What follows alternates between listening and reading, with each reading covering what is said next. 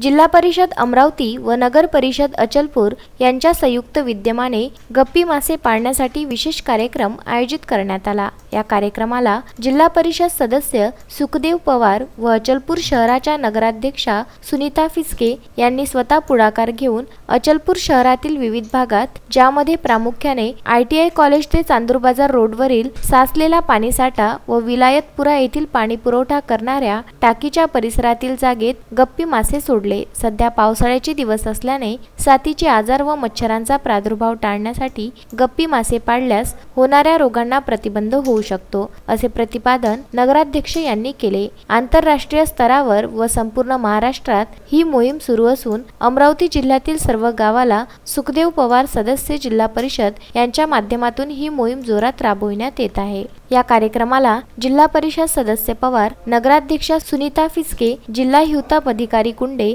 प्रशासकीय अधिकारी गणेश खडके, आरोग्य निरीक्षक इरफान, उपजिल्हा रुग्णालयाचे लुंगे व त्यांचे सहकारी कर्मचारी तसेच नगर परिषद आरोग्य विभागाचे सागर तांबे व इतर कर्मचारी उपस्थित होते। आपल्या देशात राष्ट्रीय पातळीवर हिवताप निर्मूलन मोहीम तसंच मलेरिया, डेंग्यू याच्या निर्मूलनासाठी मोहीम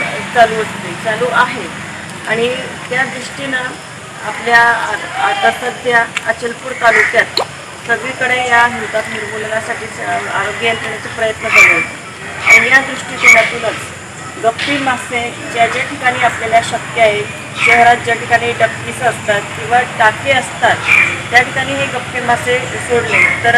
येणाऱ्या काळाचे साथीचे रोग आहेत, या साथीच्या रोगावर चांगलं नियंत्रण आपल्याला मिळवता येऊ शकतं।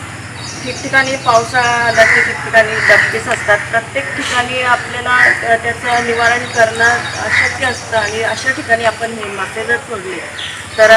डेंग्यू, मलेरिया, हिवताप यासारख्या साथीच्या आजारावर आपण चांगल्या प्रकारे पंकज साबू, विदर्भ न्यूज, परतवाडा।